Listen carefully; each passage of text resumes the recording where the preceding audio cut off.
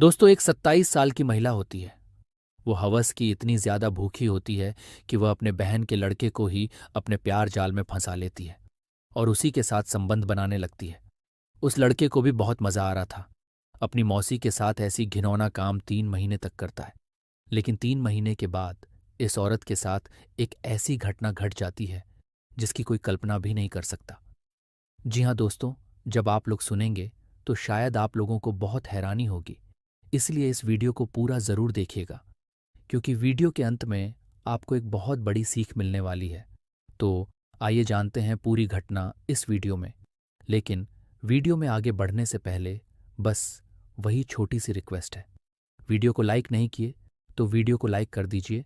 Channel को subscribe नहीं किया तो सब्सक्राइब कर दीजिए।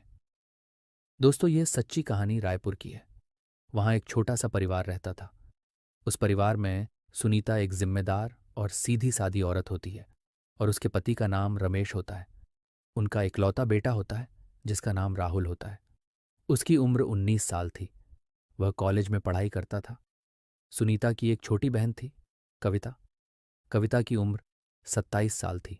कविता की शादी मोहित से हुई थी, लेकिन शादी के कुछ ही साल बाद मोहित का एक्सीडेंट में निधन हो गया। मोहित की मौत के बाद कविता की दुनिया सुन हो गई। ससुराल वालों ने कुछ महीने तो साथ रखा, फिर धीरे धीरे सबने मुंह फेर लिया। आखिर में वह अपनी बड़ी बहन सुनीता के घर आकर रहने लगी। कविता ज्यादातर समय सफेद विधवा वाली साड़ी पहनकर चुपचाप बैठी रहती थी। उसके चेहरे की उदासी और आंखों की चुप्पी साफ दिखाती थी कि वह अंदर से बहुत दुखी है। रमेश सुबह ऑफिस जाते और देर शाम लौटते।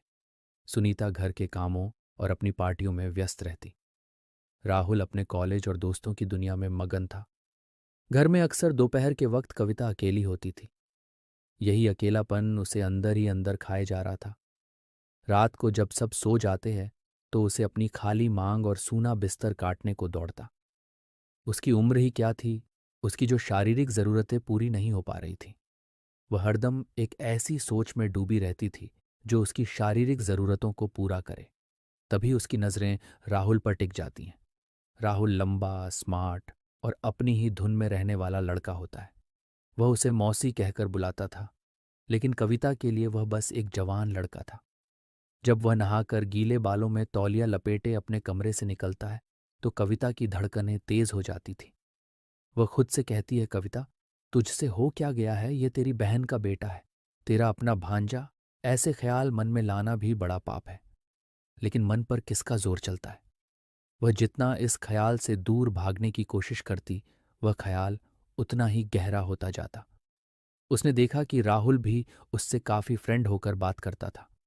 वह अपनी कॉलेज की बातें, अपनी दोस्तों की बातें, सब कुछ उससे शेयर करता था। शायद वह उसमें एक दोस्त देखता था, लेकिन कविता की नजरें कुछ और ही तलाश रही थीं। एक दिन दोपहर में बारिश हो रही थी। घर में कोई नहीं था। राहुल कॉलेज से जल्दी आ गया क्योंकि एक क्लास कैंसिल हो गई थी। वह पूरा भीग चुका था। उसने कमरे से आवाज लगाई, मौसी, एक तौलिया देना। कविता तुरंत तौलिया लेकर उसके कमरे में गई। उस समय राहुल अपनी भीगी हुई टी शर्ट उतार रहा था। अचानक वह अपनी मौसी को सामने खड़ा देखकर वह थोड़ा झिझका, लेकिन फिर मुस्कुरा दिया। सॉरी मौसी, मैं देखा नहीं, आप आ गई।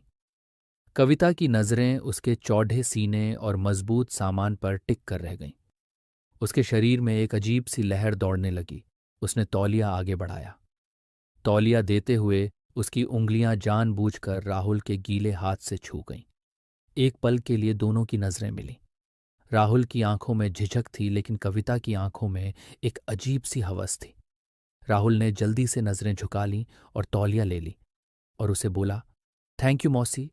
कविता बिना कुछ कहे कमरे से बाहर आ गई, लेकिन उसका दिल जोर जोर से धड़क रहा था। आज उसने सारी हदों को लांघने का पहला कदम बढ़ा दिया था। उसे पता था कि यह रास्ता तबाही की तरफ जाता है, लेकिन उस वक्त उसकी हवस और ख्वाहिश ने उसकी सोच को अंधा कर दिया था। वो बस ये जानती थी कि उसे राहुल चाहिए, किसी भी कीमत पर। उस दिन के बाद कविता के व्यवहार में एक अजीब सा बदलाव आ गया। अब वह राहुल का पहले से भी ज्यादा ध्यान रखने लगी। उसके लिए नाश्ता बनाना, उसके कपड़े प्रेस करना, उसके कॉलेज के असाइनमेंट में मदद करना। वह हर वह काम करती जिससे वह राहुल के करीब आ सके। सुनीता यह सब देखकर खुश होती थी। वह सोचती, अच्छा है कविता को ये सब करने में मन लग रहा है। लेकिन बेचारी सुनीता को क्या पता था कि उसकी अपनी बहन उसके बेटे के लिए मन ही मन कुछ और सोच रही है। कविता ने अब मौके बनाने शुरू कर दिए। जब घर में कोई नहीं होता तो वह राहुल से अपने कमरे का बल्ब बदलने को कहती। जब वह स्टूल पर चढ़ता तो वह ठीक उसके पीछे खड़ी हो जाती, इतनी करीब कि राहुल उसकी सांसों को महसूस कर सकता था। राहुल असहज हो जाता लेकिन कुछ कह नहीं पाता, वह मौसी का लिहाज करता था। एक रात घर में सब सो चुके थे। राहुल अपने कमरे में लैपटॉप पर मूवी देख रहा था। अचानक उसके कमरे का दरवाज़ा धीरे से खुला। कविता अंदर आई। राहुल, अभी तक तुम सोया नहीं? राहुल थोड़ा चौंका और बोला, नहीं मौसी, बस ये मूवी खत्म कर रहा था। कविता धीरे धीरे उसके कमरे में आई और बिस्तर के किनारे बैठ गई। इतनी करीब बैठी कि उसकी साड़ी का पल्लू राहुल के पैरों से छू गया। राहुल के पूरे शरीर कांप गया। कविता बोली, मुझे भी दिखाओ। कविता थोड़ी और पास खिसक गई। उसके शरीर के पास जाने से वह भी रात में 19 साल का लड़का था। उसके अंदर भी हॉर्मोन्स का तूफान चलने लगा। वह समझ रहा था कि यह सब ठीक नहीं है, लेकिन वह खुद को रोक भी नहीं पा रहा था। तभी कविता ने धीरे से अपना हाथ उसके कंधे पर रखा। कविता ने अपना चेहरा ऊपर उठाया। उसकी आंखें राहुल की आंखों में झांक रही थीं। तुम समझते हो ना मैं क्या करना चाहती हूं? और इससे पहले कि राहुल कुछ समझ पाता, कविता ने उसके होठों पर अपने होठ रखकर अपना कार्यक्रम शुरू कर दी। राहुल का दिमाग शून्य हो गया। कुछ सेकंड के लिए तो वह विरोध भी नहीं कर पाया। फिर उसे होश आया। उसने कविता को धीरे से पीछे धकेला। मौसी, ये आप क्या कर रही हैं? ये गलत है। उसकी आवाज कांप रही थी। राहुल, क्या मुझे खुश रहने का हक नहीं है? कविता रोते रोते बोली, लेकिन उस दर्द में कुछ छुपा हुआ राज भी था। राहुल को अपनी मौसी पर तरस आ गया। उसने कहा, नहीं मौसी, मेरा मतलब वह नहीं था। प्लीज आप रोए मत। कविता ने तुरंत उसका हाथ पकड़ लिया और जोर से दबा दिया। तो फिर मुझे दूर क्यों कर रहे हो? क्या मैं इतनी बुरी हूं? मैं तो बस थोड़ा सा प्यार, थोड़ी सी खुशी चाहती हूं। क्या तुम मुझे वह भी नहीं दे सकते? राहुल को अब अजीब लगने लगा। उसकी मौसी की यह बातें सुनकर उस रात राहुल के मन में चल रहे सही और गलत के फर्क को मिटा दिया। वह अपनी हवस की भूखी मौसी के जाल में पूरी तरह फंस चुका था। वह रात उनकी पहली रात थी।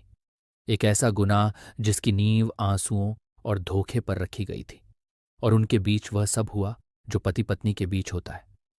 अगली सुबह जब राहुल सोकर उठा तो उसे रात की घटना एक बुरे सपने जैसी लगी। उसका सिर भारी था। उसे खुद से घिन आ रही थी। उसने यह क्या कर दिया? अपनी माँ की बहन, अपनी मौसी के साथ वह आईने में खुद से नजरें नहीं मिला पा रहा था। नाश्ते की टेबल पर वह कविता से नजरें चुरा रहा था, लेकिन कविता बिल्कुल नॉर्मल थी।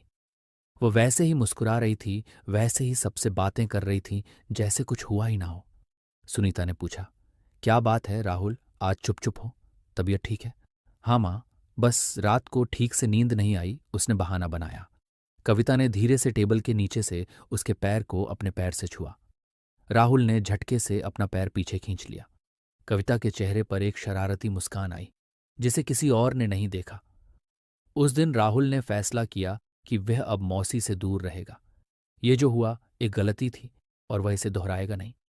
वह दिन भर दोस्तों के साथ बाहर रहा और देर रात को घर लौटा जब सब सो चुके थे, लेकिन कविता इतनी आसानी से हार मानने वाली नहीं थी। अगले दिन जब राहुल कॉलेज के लिए तैयार हो रहा था, कविता उसके कमरे में आई और बोली, राहुल, मुझे तुमसे कुछ बात करनी है। राहुल कहता है, मौसी मुझे देर हो रही है। कविता बोलती है, बस 5 मिनट। कविता ने दरवाज़ा अंदर से बंद कर लिया। राहुल का दिल धड़कने लगा। दरवाज़ा क्यों बंद किया? डरते क्यों हो राहुल? मैं तुम्हें खा थोड़ी जाऊंगी। कविता की मुस्कान में एक अजीब सी रहस्यमयी चमक थी। वह धीरे धीरे उसकी ओर करीब आ गई। कल रात जो हुआ उसे भूल जाओ, क्योंकि वह तो सिर्फ शुरुआत थी। मुझे सब पता है राहुल, तुम्हें भी अच्छा लगा था। झूठ मत बोलो, तुम्हारी आंखें सब सच कहती हैं। राहुल का दिल जोर जोर से धड़कने लगा। वह पीछे हटना चाहता था, मगर कविता की पकड़ मजबूत थी। नहीं मौसी, ये सही नहीं है, ये तो पाप है। उसकी मौसी बोली, प्यार करना पाप है नहीं होता है राहुल, और मैं तुमसे बहुत प्यार करती हूं। कविता की आंखों में एक अजीब सा जुनून था। मैं तुम्हें वे हर खुशी दूंगी जो तुमने कभी सोची भी नहीं होगी, बस मेरा साथ दो। कविता की बातें सुन तो राहुल के इरादों को कमजोर कर रहा था। वह एक ऐसे नशे की तरह थी जिसके बारे में वह जानता था कि वह जानलेवा है, लेकिन उसे छकने का मजा भी आ रहा था। और फिर यह सिलसिला शुरू हो गया। वे दोनों छिप छिप कर मिलने लगे।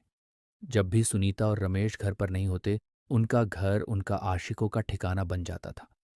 राहुल को शुरू में जो झिझक और घिन थी, वह धीरे धीरे खत्म होने लगी। उसे भी इस चोरी छिपे वाले रिश्ते में मजा आने लगा था। ये एक एडवेंचर जैसा था जिसमें पकड़े जाने का डर था, लेकिन उतना ही रोमांच भी था। कविता ने उसे दुनिया की हर खुशी दी। वह उसके लिए महंगे गिफ्ट्स लाती, उसे बाइक पर लॉन्ग ड्राइव पर ले जाती। वे दोनों एक कपल की तरह जी रहे थे, बस चार दीवारों के अंदर। राहुल अब पूरी तरह कविता के कंट्रोल में था। वह जो कहती, राहुल करता। उसका पढ़ना लिखना, दोस्त यार, सब पीछे छूट गए थे। उसकी दुनिया अब बस कविता के इर्द गिर्द घूमती थी। ये घिनौना खेल करीब 3 महीने तक चलता रहा। एक दिन जब दोनों कविता के कमरे में थे, तभी बाहर गाड़ी का हॉर्न बजा। सुनीता और रमेश आज जल्दी घर आ गए थे। दोनों के हाथ पैर फूल गए। राहुल ने हड़बड़ी में अपने कपड़े पहने और खिड़की से कूदकर बाहर भागा। उस दिन वह बाल बाल बचे। एक और बार सुनीता ने कविता की अलमारी से एक शर्ट निकाली जो उसने राहुल के लिए खरीदी थी। तभी सुनीता उससे पूछी, कविता, ये तो जेंस का शर्ट है, तू किसके लिए लाए? कविता का चेहरा सफेद पड़ गया। उसने तुरंत बहाना बनाया, अरे दीदी, वह मोहित की आखिरी निशानी में से एक है, बस ऐसे ही निकाल कर रख ली थी। सुनीता ने यकीन कर लिया, लेकिन कविता और राहुल की जान हलक में आ गई थी। धीरे धीरे राहुल को इस रिश्ते से घुटन होने लगी। कविता का प्यार अब प्यार नहीं, एक जुनून बन चुका था। वह उस पर हक जताने लगी थी। अगर वह किसी दोस्त का फोन उठाता तो वह लड़ने लगती। अगर वह दोस्तों के साथ बाहर जाने का प्लान बनाता तो वह इमोशनल होने लगती थी। राहुल को अब एहसास हो रहा था कि वह एक दलदल में फंस चुका है, जहां से निकल पाना नामुमकिन लग रहा था। वहीं उसे अपनी माँ का मासूम चेहरा याद आने लगता, अपने पापा का अटूट भरोसा याद आता और उसका दिल अपराध बोध से भारी हो उठता। वह हर हाल में इस रिश्ते को तोड़ देना चाहता था, लेकिन उसमें कविता का सामना करने की हिम्मत नहीं थी। उसे अंदाजा भी नहीं था कि ये 3 महीने का मजाक, ये चोरी छिपे का रोमांच उसकी जिंदगी को ऐसे मोड़ पर ले आएगा जहां से लौटने का कोई रास्ता नहीं होगा। एक ऐसी घटना घटने वाली थी जिसकी कल्पना तक किसी ने नहीं की थी। सब कुछ मानो तूफान आने से पहले की शांति था, और उस तूफान का असली केंद्र खुद कविता थी। 3 महीने बीत चुके थे। राहुल अब इस रिश्ते से पूरी तरह ऊब चुका था। कविता का पागलपन, उसका अधिकार जताने वाला स्वभाव, अब उसे किसी जेल की कैद जैसा महसूस होने लगा था। राहुल उससे दूरी बनाने की कोशिश करता, मगर कविता उसे कभी जाने नहीं देती। क्या हुआ है तुम्हें? राहुल, आजकल मुझसे इतनी दूरी क्यों बनाने लगे हो? एक रात कविता ने उसका हाथ पकड़कर अपने कमरे में खींचते हुए सवाल किया। कुछ नहीं मौसी, बस एग्जाम आने वाले हैं, पढ़ाई का टेंशन है। राहुल ने बहाना बनाया। कविता ने बोली, झूठ मत बोलो मुझसे, मैं तुम्हारी आंखों में देख सकती हूं, तुम मुझसे बच रहे हो। कोई और मिल गई है क्या? आप ये कैसी बातें कर रही हैं? राहुल को गुस्सा आ गया। आप भूल रही हैं कि आप मेरी मौसी हैं। ये सब जो हम कर रहे हैं, ये गलत है, ये पाप है। मैं इसे और नहीं कर सकता। ये पहली बार था जब राहुल ने खुलकर विरोध किया था। कविता एक पल के लिए सन्न रह गई, फिर उसकी आंखों में आंसू आ गए। अब तुम्हें यह पाप लग रहा है। जब मजा आ रहा था तब पाप नहीं था। उसने रोना शुरू कर दिया। कविता कहती है कि मैंने तुम्हारे लिए क्या कुछ नहीं किया, अपनी पूरी दुनिया तुम पर लुटा दी, और तुम मुझे ऐसे छोड़कर चले जाओगे? नहीं राहुल, मैं तुम्हें कहीं नहीं जाने दूंगी। तुम सिर्फ मेरे हो, सिर्फ मेरे। राहुल उसके इमोशनल ब्लैकमेल से तंग आ चुका था। प्लीज मौसी, मुझे बख्श दीजिए, मैं अपनी जिंदगी बर्बाद नहीं कर सकता। वह कमरे से निकलकर जाने लगा। तभी कविता ने पीछे से कुछ ऐसा कहा जिसने उसके कदमों को वहीं रोक दिया। मैं मां बनने वाली हूं राहुल। राहुल के पैरों के नीचे से जमीन खिसक गई। उसे लगा जैसे किसी ने उसके कानों में पिघला हुआ शीशा डाल दिया हो। वह पलटा। उसका चेहरा पूरी तरह सफेद पड़ चुका था। या ये आप क्या बकवास कर रही है? उसकी आवाज कांप रही थी। मैं बकवास नहीं कर रही, कविता ने अपनी आंखों से आंसू पोंछते हुए कहा। यह सच है, मेरे पेट में तुम्हारा बच्चा है। राहुल का सिर घूमने लगा, उसे चक्कर आ रहे थे। नहीं नहीं, ये नहीं हो सकता, ये झूठ है। आप मुझे रोकने के लिए ये सब कह रही हैं। वो बोली, झूठ नहीं है। कविता ने अपने पास से एक रिपोर्ट निकालकर उसके हाथ में रख दी। ये देखो डॉक्टर की रिपोर्ट, मैं 2 महीने से प्रेग्नेंट हूं। राहुल ने कांपते हाथों से रिपोर्ट देखी। उस पर कविता का नाम था और नीचे प्रेगनेंसी पॉजिटिव लिखा था। राहुल वहीं सोफे पर धड़ाम से बैठ गया। उसकी दुनिया, उसके सपने, उसका भविष्य, सब कुछ एक पल में खत्म हो गया था। ये वह अप्रत्याशित घटना थी, वह तूफान था जिसकी उसने कभी कल्पना भी नहीं की थी। अब क्या होगा? राहुल ने डरी हुई आवाज में पूछा। अब वही होगा जो मैं चाहूंगी। कविता की आवाज में अब आंसू नहीं, एक अजीब सी मजबूती थी। हम ये बात सबको बताएंगे कि हम एक दूसरे से प्यार करते हैं और शादी करना चाहते हैं। पागल हो गई हैं आप? राहुल चीखा। माँ पापा मुझे और आपको दोनों को जान से मार देंगे। समाज में हमारी इज्जत का क्या होगा? दीदी का क्या होगा? वह तो ये सदमा बर्दाश्त ही नहीं कर पाएंगी। अगले कुछ दिन राहुल के लिए नर्क की तरह थे।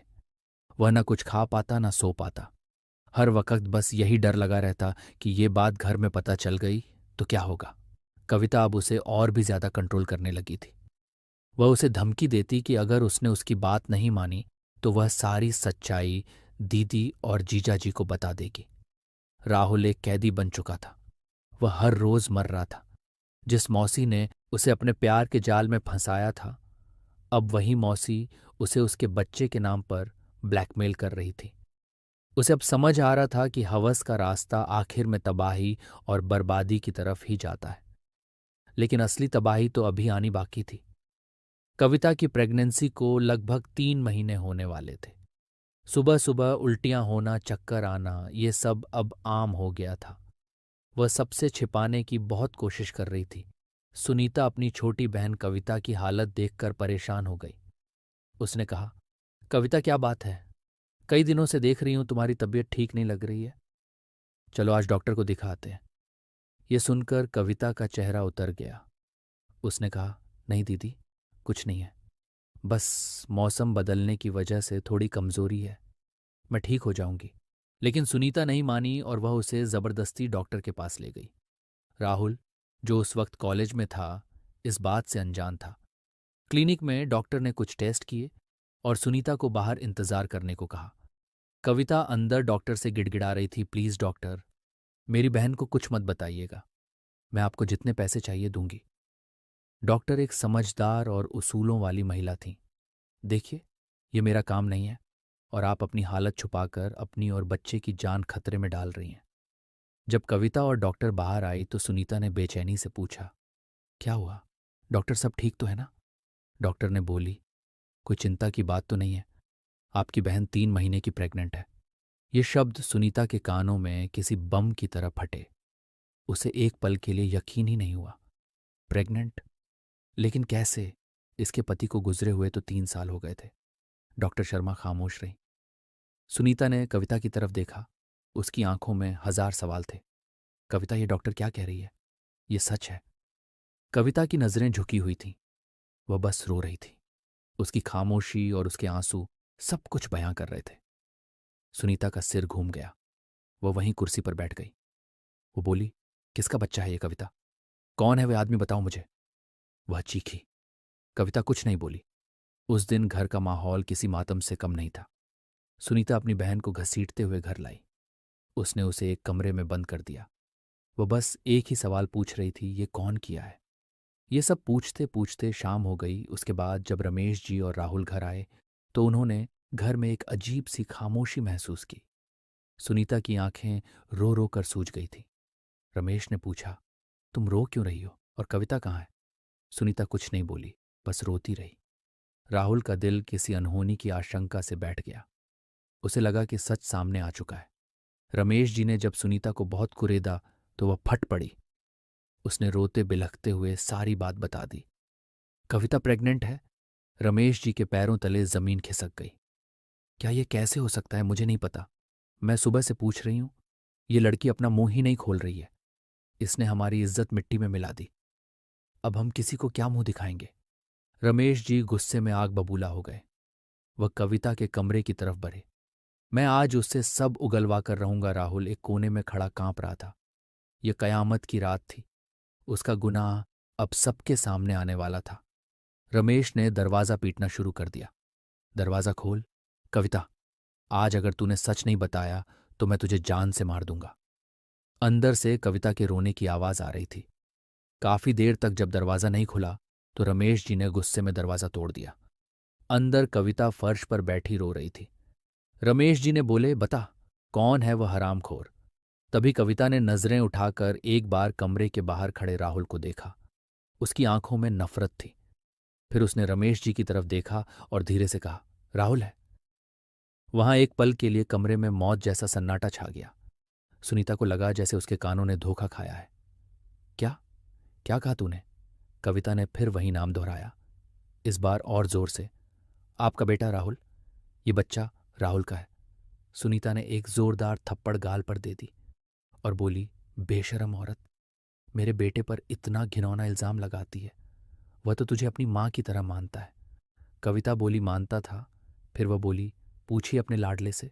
पूछिए कि पिछले 3 महीने से वह मेरे साथ क्या कर रहा था। पूछिए कि कैसे वह रात को छिप छिप कर मेरे कमरे में आता था। सबकी नजरें अब राहुल पर थीं। राहुल का चेहरा डर से सफेद था।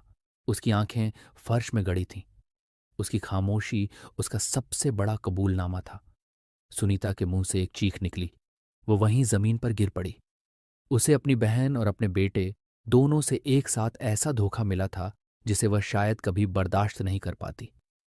रमेश जी की आंखों में खून उतर आया। वह एक शेर की तरह राहुल पर झपटे। उन्होंने उसे मारना शुरू कर दिया। हरामजादे, तूने अपनी मौसी के साथ, तेरी हिम्मत कैसे हुई? मैंने तुझे ये संस्कार दिए थे।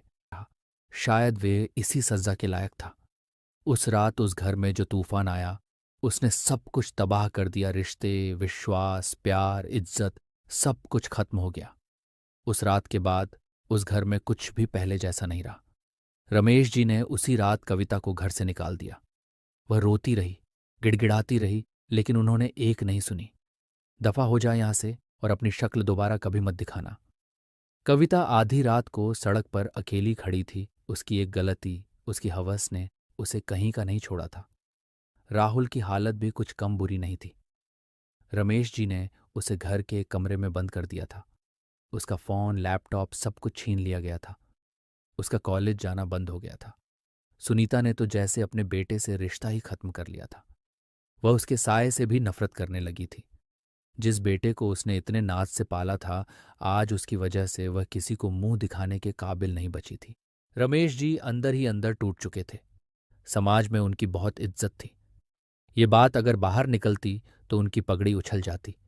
उन्होंने फैसला किया कि वह यह शहर छोड़कर कहीं दूर चले जाएंगे जहां उन्हें कोई नहीं जानता हो। कुछ ही हफ्तों में उन्होंने अपना जमा जमाया बिजनेस, अपना घर, सब कुछ बेच दिया और एक गुमनाम शहर में चले गए। राहुल अब एक जिंदा लाश बन चुका था। वह न किसी से बात करता, न कमरे से बाहर निकलता। उसके कानों में हर वक्त अपनी मां की चीखें, अपने पापा के गुस्से वाले आखिरी शब्द और कविता के आखिरी नफरत भरे बोल गूंजते रहते थे। उसे अपने किए पर पछतावा था। एक ऐसा पछतावा जिसकी आग में उसे सारी जिंदगी जलना था। उसने कुछ महीनों के मजे के लिए, एक गलत आकर्षण के लिए अपनी पूरी जिंदगी तबाह कर ली थी। उसने सिर्फ खुद को ही नहीं बल्कि अपने पूरे परिवार को बर्बाद कर दिया था। दोस्तों, इस सच्ची घटना को सुनाने का मेरा मकसद किसी का दिल दुखाना नहीं है, ना ही किसी के दिल को आहत करना है। मेरा उद्देश्य आपको जागरूक करना है ताकि आप पहले से ही सतर्क रहें। फिर मिलते हैं कल ऐसे ही सच्ची घटना के साथ। तब तक के लिए जय हिंद।